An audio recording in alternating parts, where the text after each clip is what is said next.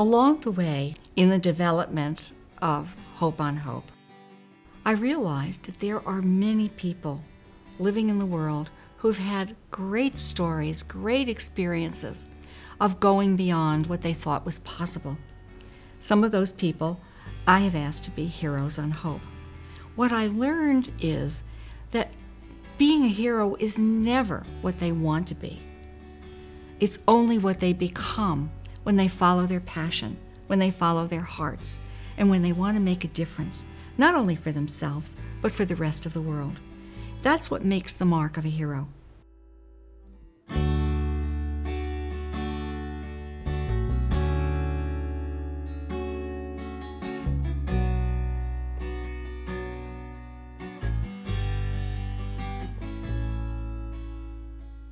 Dr. Burke, welcome. Hello, good morning. You are one of our heroes on hope because your passion to help children is so great. Please tell us your story. Sure.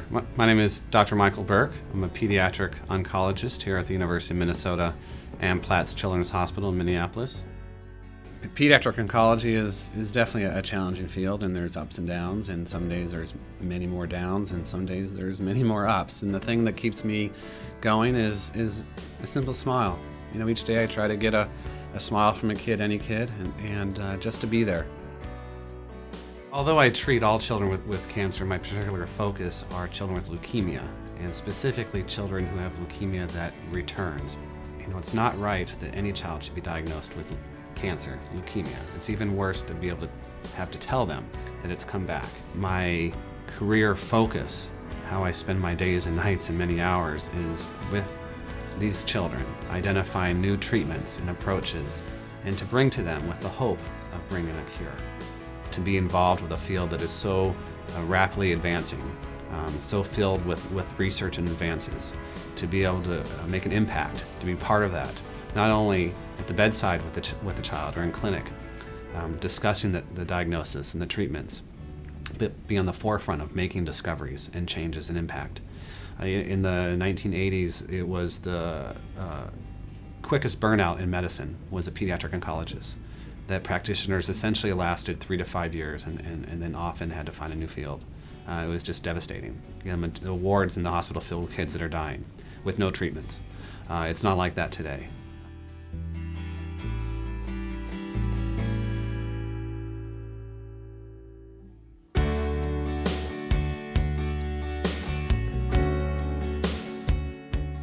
One particular story that highlights a lot of what I've discussed is a young boy who was diagnosed with a type of lymphoma.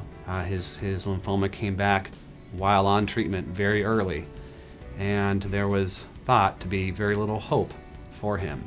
So having the discussion with the family that options such as bone marrow transplant or radiation therapy, you know, nothing seems to work. I've reached out to a number of people and nobody has, you know, an answer. And, you know, the tears shared of where is this going and what to do. I reached out to the authorities in the field across the country and abroad, looking for a suggestion, you know, some hope of what to do. And the responses were not good.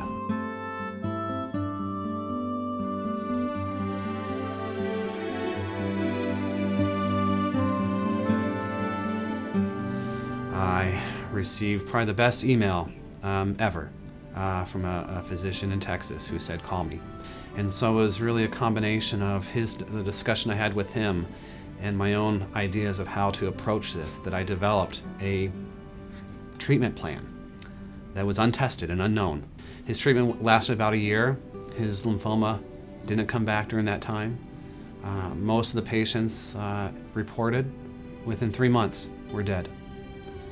He exceeded that fourfold and continued off therapy, no evidence of disease. I think now approaches 4 or 5 years from his recurrence in high school, in sports, full life. And it's very critical that the patients, I believe, have hope and feel like they're going to get better, they're going to get through this. And that's how I approach it. It has to work. There is no alternative. You know, I don't like to think about the alternative not working. Everything needs to be focused on the positive, that it will work. There's an old saying, to save a life is to save the world.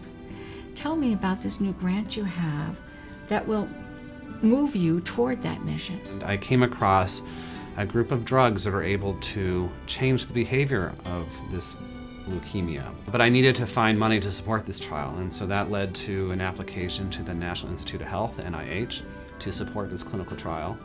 And I was awarded a very large grant. It is, very exciting with the ability to offer a treatment to these children using a class of drugs that are called epigenetic drugs that can alter cancer cells and make them behave more closely to non-cancer cells and make them more susceptible to therapies. Ultimately, it'd be great if this is in my lifetime, but be able to sit down with a family, deliver the news that they have a child with leukemia, but to say, but we can cure it in all children.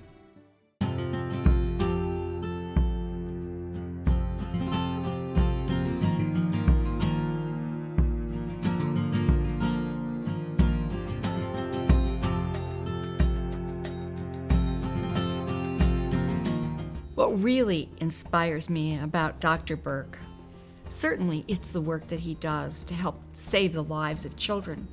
But in addition to that, what I found so inspiring was that there came an aha moment in his life, as there does for almost everyone who becomes a hero, when something happens that makes them want to work harder, to do something different, to make a bigger difference in the world than they already were.